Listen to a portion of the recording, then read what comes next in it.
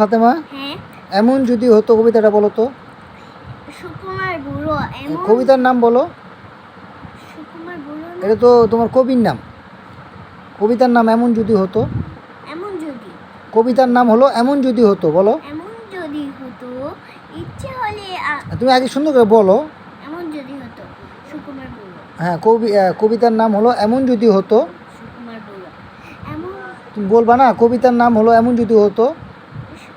এমন যদি হতো। হ্যাঁ, কবিতার নাম এমন যদি হতো। কবির নাম সুকুমার। সুকুমার বুড়ো। হ্যাঁ, এখন কবিতাটা বলো।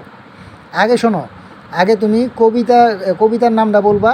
হ্যাঁ, যে কবিতার নাম হলো এমন যদি হতো, তারপর কবির নাম হলো সুকুমার বড়ুয়া, তারপরে তুমি কবিতাটা বলবা, ঠিক আছে? আচ্ছা। বলো।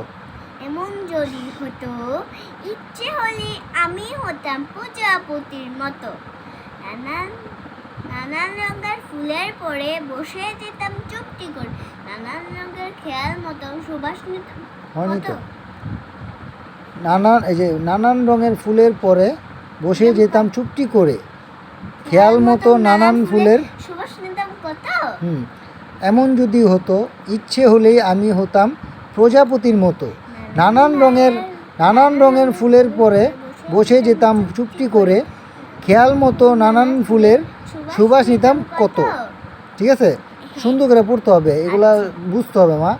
কবিতা কীভাবে পড়ে এগুলো না বুঝলে তুমি তুমি এটার এই সৌন্দর্যটা ফুটে উঠতে পারবা না, ঠিক আছে?